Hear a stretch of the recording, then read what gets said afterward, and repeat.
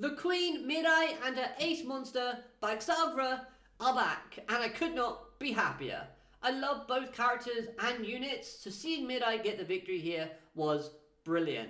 Thank you, show, for not doing her character dirty, and also for giving us an opening fight between two former antagonists.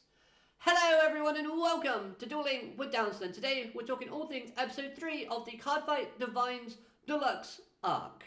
An exciting opener to the Deluxe tournament that also gives us a few exciting teases and Easter eggs. So without further ado, let's get started.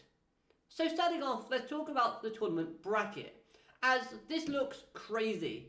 And I said in my last review that if a simple one-match knockout style tournament was the way the tournament was going to go, then Akina wouldn't be able to experiment in terms of deck strategy.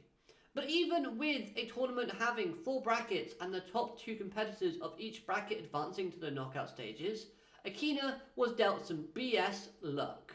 He basically has been placed in the group of death, meaning that if he loses 2 matches, that's pretty much it for him. Kagetsu, Laika, and Aikawa, 3 characters you would expect to be within the finals, are now obstacles for Akina to overcome in order to progress. And what I love about this is that these are all fresh matchups. Well, apart from the Kagetsu match, but even for the other brackets, we have so many fresh and exciting matchups. So let's quickly give you my thoughts and predictions for each group and who I think will be the top 2 competitors. So in Group A, we have Gyu, Mirei, Nao, and Erika. Honestly, this is a tough one, as I want Mirei to go through, but from a story perspective, I can see Nao making it, and having Mirei and Erika both on the same level of points, with Erika going through by the luck of the draw. Because as said in the rules, if 2 fighters are on the same points, then it's a lucky draw to see which one of those 2 go through.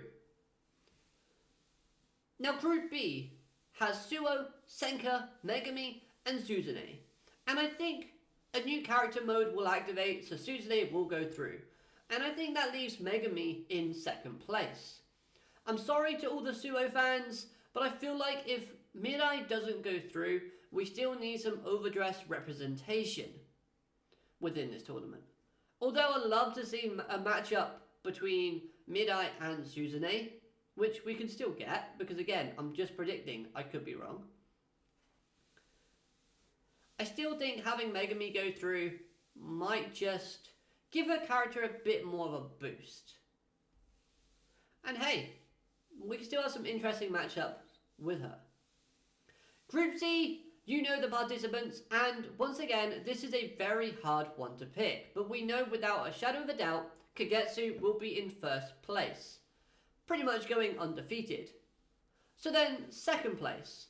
Again, Kagetsu is probably going to go undefeated, so this means Akina will have to go through by beating both other opponents. And honestly, I can't see that happening because of the caliber of opponents he has to face. But he is the main protagonist, so he kind of does have to progress, right?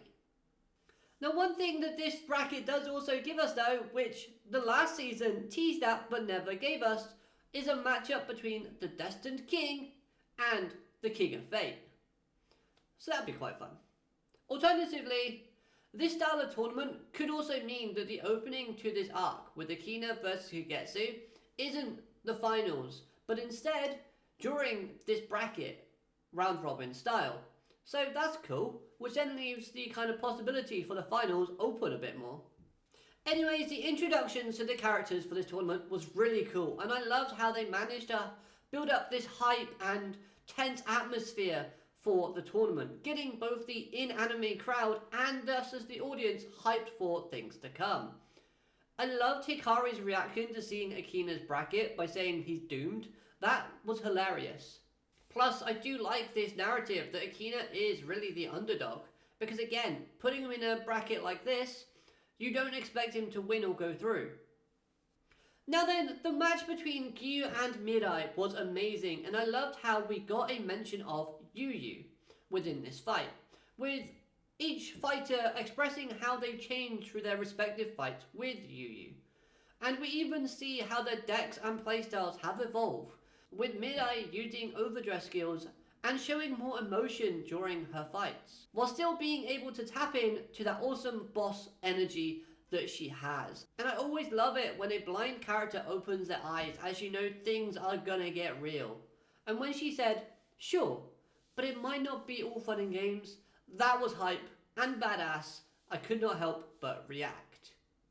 Plus, I love the little details that we got shown within this episode, with characters using rarer looking versions of their cards. Mirei not being able to place her cards perfectly within the circles or areas. Normally, fighters would need to use special glasses to see Gyu, but Mirei wouldn't need to use them because, well, glasses are pointless for her. Plus, I do think the technology has evolved enough to this point where that's probably not needed anymore, because having every other fighter needing to have special glasses to see Gyu might be a little bit too much. And again, I'm pretty sure they mentioned holograms. Right then, Bagsavra's support. This was amazing. I love the new design for Bagsavra and her equip armed cards. This card and playstyle is one of my all-time favourites within Vanguard, so I'm super happy to see this and I can't wait to pick up the new cards once they release in the future later on this year. Now then, as for Gyu, we see him expressing more emotion, getting excited and wanting to explore joy within card fighting, showing those emotions during and after the match. Plus we see how his deck has developed, since previously he had to wait 3 turns before doing anything, but now he can at least call rear guards while setting up his field for his boss monster to come out. Gyu has use cards Valerina again as well as his grade 10 has evolved to look a little more friendlier. Yet his deck still has references to his past. Seeing the Mass card and Scorching Lands within his deck does help to showcase and back up that theme of rebirth and recycle, which we know his deck has had since the character's introduction. All around, this fight and the characters were amazing. I loved how we get to see a lot of improvement from the aces and for display of how much each character has developed, grown and changed. Characters have become wiser, more mature, stronger within themselves, both physically and mentally, thanks to their past experiences. Which, if you compare this to Akina, yes, he has grown, but he is very reliant on his divine skill. And I hope these fights can help him see that there are other ways to fight, so that he can see more strategies and more ways to approach his matches.